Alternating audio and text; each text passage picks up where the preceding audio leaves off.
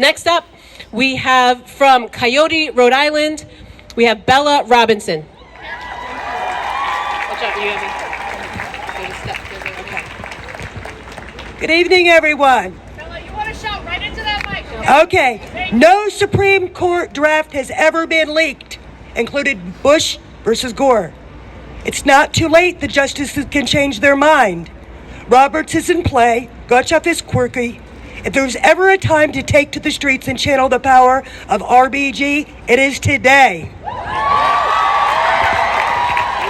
On Thursday, April 7th, this year, Texas police arrested a woman and charged her with murder for allegedly self-induced an abortion using pills. She was 26.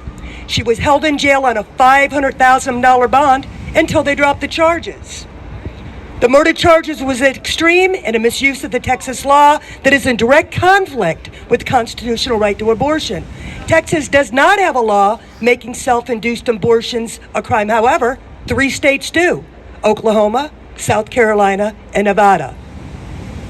While Roe versus Wade was created in 1973, it did not give poor women the right to access abortion. This is why it's so important that we pass the EACA this year. Yes. Now let's think about criminalization, what it looks like to criminalize a woman's body.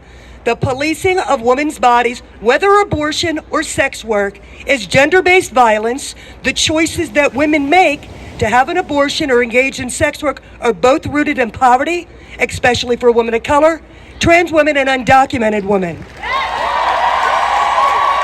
In fact, in 2008, 80% of the women at Rhode Island ACI were arrested for sex work. It currently costs $133,000 a year to lock up these women. June of last year, there was 81 women at the ACI. 75% of them are in for misdemeanors. Yet Rhode Island has already paid correctional officers $23 million in overtime just so far this year.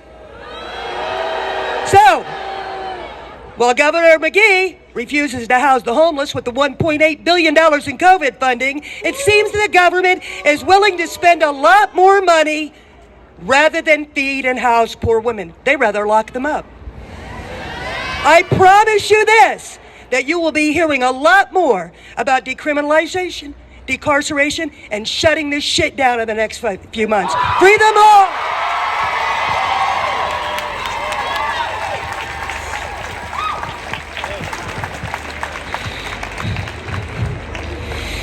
Yes, and next up, we're going to keep this moving. I just want to, we're doing some projections here at the Women Project. That's one way that we like to make our voice heard, is to project on all kinds of random stuff. So we're projecting on the State House right now. We also have a hot air balloon that we are inflating as we speak, and we are going to be projecting on that as well. So once the speakers are finished, please stick around to check out our hot air balloon projections.